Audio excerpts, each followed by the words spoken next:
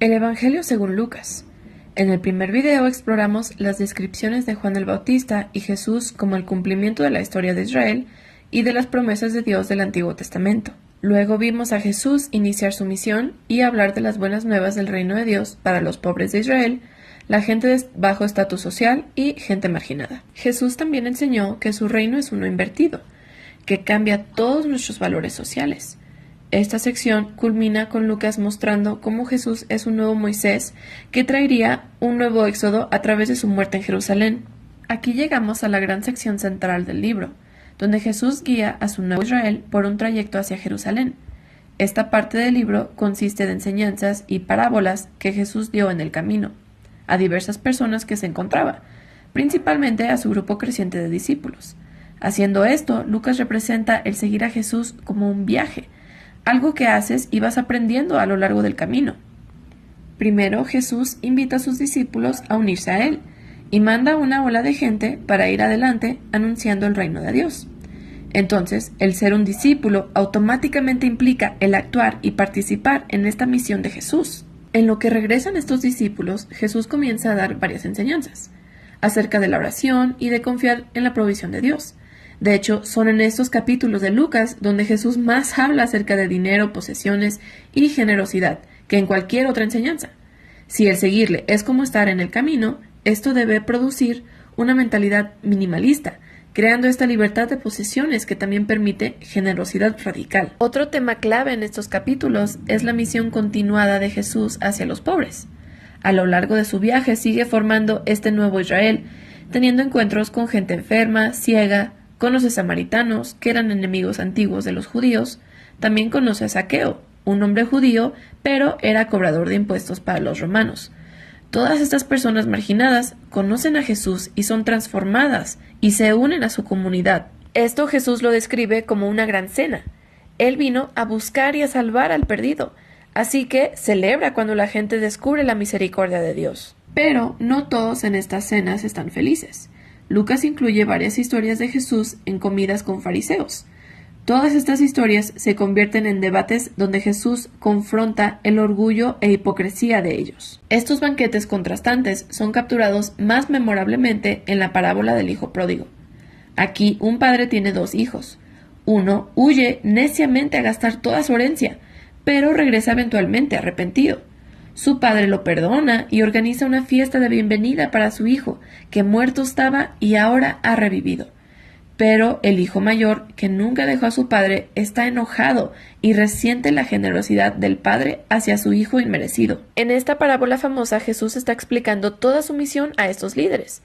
Esta celebración representa la bienvenida alegre de Dios al aceptar a todas las personas de su familia. Los únicos requisitos de entrada son humildad y arrepentimiento. Esto resalta la tragedia de los fariseos, que rechazan a Jesús y su reino invertido. Esta resistencia hacia Jesús aumenta hasta que por fin llega a Jerusalén para la Pascua. Cuando llega cerca de la ciudad, llora sobre ella. Sus discípulos lo proclaman como el rey mesiánico, pero los fariseos lo están denunciando. Él sabe que este rechazo de su reino de paz llevará a Israel por un camino de resistencia y rebeliones contra los romanos, que llevará a su propia destrucción. Y es esa destrucción de Jerusalén que Jesús representa simbólicamente al entrar al templo y echar afuera todos los que vendían. Detiene el sistema de sacrificios y dice: «Mi casa es casa de oración, pero ustedes han hecho una cueva de ladrones». Esta acción, claro, da inicio a una serie de debates entre Jesús y los fariseos, todo llevando a la predicción de Jesús que un día el ejército romano rodearía la ciudad, devastándola y el templo dentro de una sola generación. Con eso, Jesús se retrae con sus discípulos para celebrar la cena de la Pascua, una cena anual simbólica de la liberación de la esclavitud de Israel a través de la muerte de un cordero. Así que Jesús convierte el pan y el vino de la cena en nuevos símbolos acerca de este nuevo éxodo. Su cuerpo quebrantado y su sangre derramada traerán la liberación para este nuevo Israel. Después de la cena, Jesús es arrestado y examinado ante los fariseos. Después es juzgado por pretender ser rey. Lucas hace énfasis en la inocencia de Jesús. Pilato, el gobernador romano, declara que Jesús es inocente 3 veces antes de ceder. Aún Herodes, rey de Galilea, no puede encontrar nada de lo cual acusar a Jesús. Pero el consejo judío por fin convencen a Pilato de crucificar a Jesús. Aún en su muerte dolorosa, Jesús encarna el amor y la misericordia de Dios que tanto enseñó. Ofrece el perdón de Dios a los soldados mientras lo crucifican. Luego, cuando uno de los criminales que fue crucificado junto con Jesús reconoce quién es él, le dice: «Acuérdate de mí cuando comiences a reinar». Y las últimas palabras de Jesús son palabras de esperanza hacia un criminal humillado: «Hoy estarás conmigo en el paraíso». Con este último acto de generosidad, Jesús entonces muere. Su cuerpo es llevado a una tumba y el primer día de la semana algunos de sus discípulos vienen a la tumba para encontrarla vacía y ven a 2 seres angelicales ahí diciéndoles que Jesús está vivo y que ha resucitado. Así que se van asombrados. Es aquí donde Lucas relata una de sus historias más hermosas. 2 discípulos de Jesús van saliendo de Jerusalén hacia Emaús. Están devastados por la muerte de Jesús, cuando de repente aparece Jesús mismo ahí caminando junto a ellos, pero no lo reconocen. Él les pregunta por qué están tristes, y ellos comienzan a contarle de su esperanza de que Jesús sería el que había de liberar a la nación, pero ahora estaba muerto y todo fue en vano. Poco después, Jesús cena con estos 2. Tomó el pan y lo partió, así como en la última cena. Y en ese momento se les abrieron los ojos, reconocieron a Jesús y desaparece. Lucas cuenta esta historia para resaltar un punto muy importante acerca de seguir a Jesús.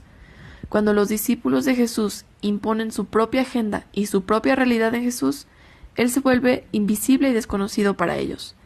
Es solo cuando nos sujetamos al reino invertido de Jesús, que es epitomizado en su cuerpo quebrantado en esa cruz, ofrecido en amor, solo entonces podremos ver y conocer al Jesús real. La escena final del libro es otra escena donde Jesús se les aparece a sus discípulos y les explica con las escrituras del Antiguo Testamento que todo era parte del plan de Dios, que el Mesías se convertiría en rey al sufrir y morir por todos los pecados y conquistando su maldad con la resurrección.